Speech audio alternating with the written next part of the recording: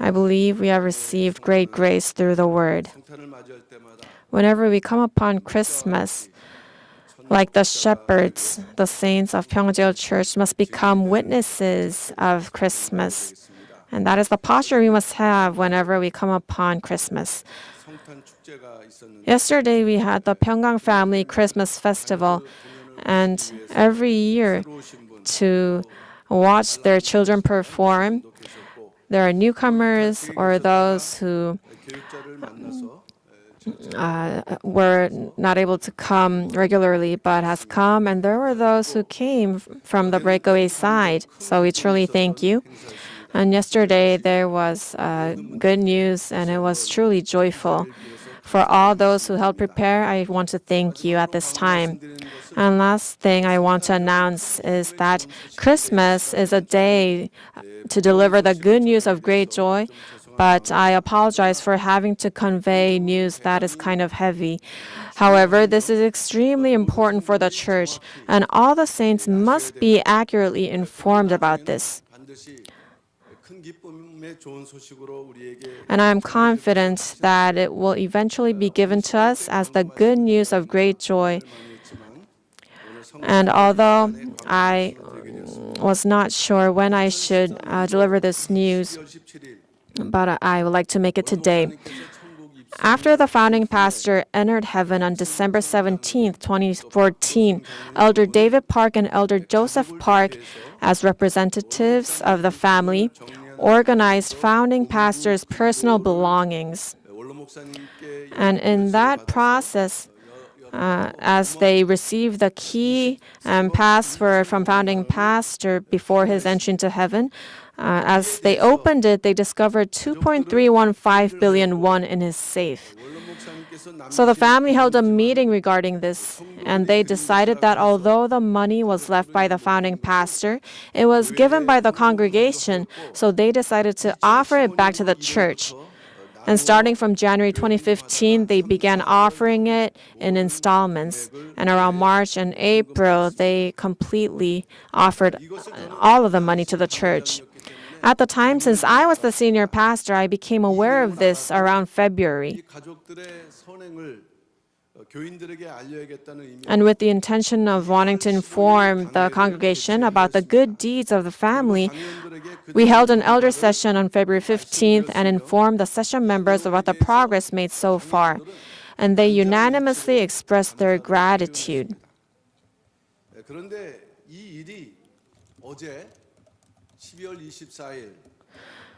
However, yesterday, the prosecution confirmed that the indictment of Elder David and Joseph Park for theft, and they will be facing trial. So at this time, Pastor Hong Bong-jun, who has been newly appointed as a member of the legal committee, will report on the progress of this matter.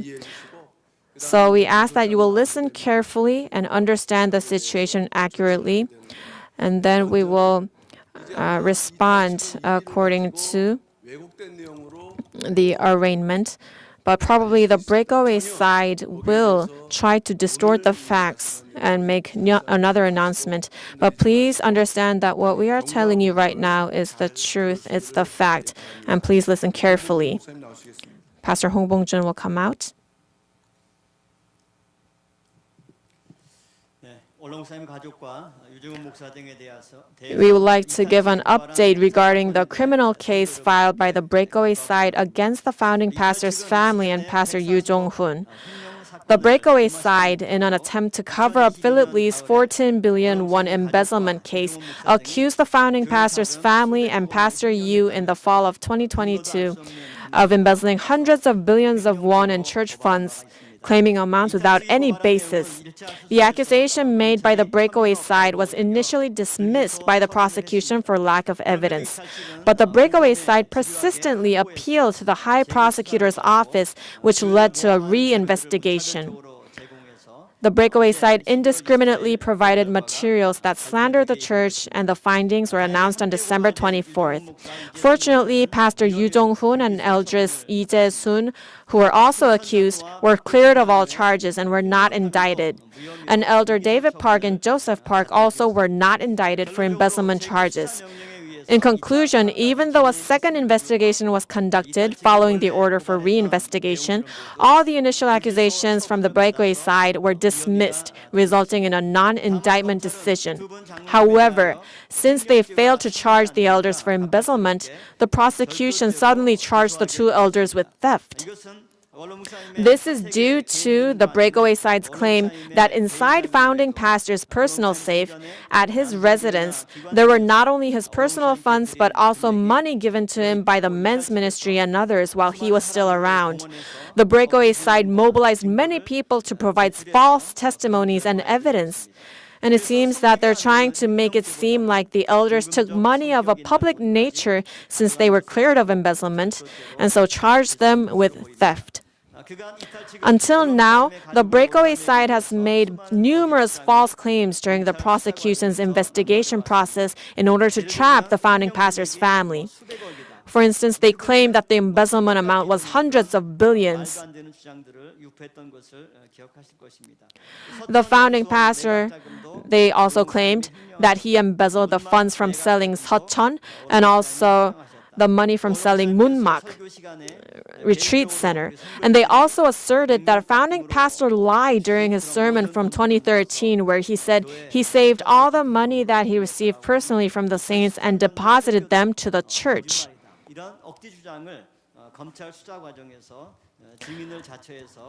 They have said they are witnesses and they have been claiming this to the prosecution during the investigation process. This was money that the men's and women's ministry voluntarily decided to give to the founding pastor, but the breakaway side mobilized numerous witnesses to falsely turn them into church funds. Their claim of embezzling billions only damaged the founding pastor's reputation, and ultimately, even the prosecution did not acknowledge their claims. The prosecution concluded that the only amount related to this case was the 2.3 billion won that the founding pastor's family gave to the church. The two elders received the key and the password to founding pastor's personal safe before he entered heaven. And the elders entered the founding pastor's residence to organize his personal belongings. Even if, let's say, the church funds were in that safe, why would the founding pastor have given them the key and the password? Are they suggesting that the founding pastor stole church funds?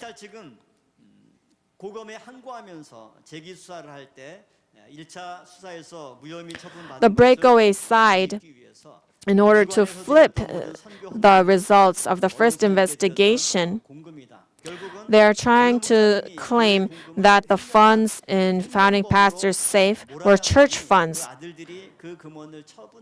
In order for the elders to be charged as criminals, founding pastor needs to become a person who embezzles church money. In order to bring about that result and conclusion, the breakaway side is asserting that founding pastor is the one who embezzled church money.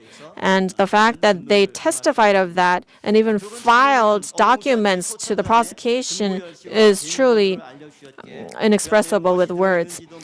Founding pastor had given the two elders the key and the password to his safe before his passing, so the elders didn't even know what was inside until they opened it. And when they found the money, they assumed it was the founding pastor's personal funds.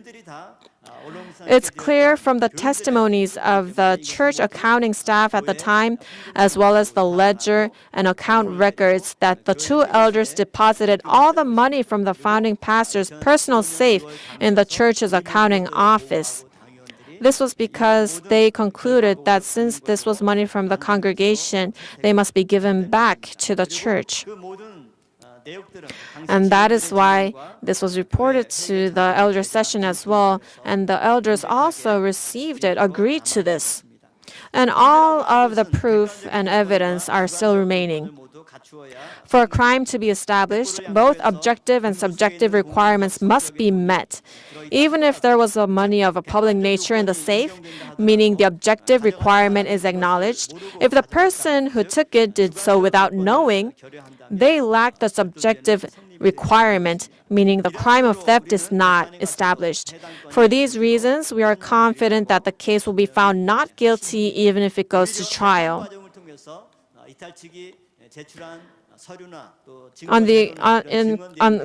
In contrary, we believe that all of the evidence and documents that the breakaway side filed to the prosecution will be revealed to be lies and how evil and wicked their schemes are. I believe this is God's providence. In this regard, the church will make every effort to take all possible legal actions to restore the honor of founding pastor and his family so that this matter can be clearly proven as soon as possible. And may all the wicked acts of the breakaway side be revealed. And we ask for the many prayers of our congregation.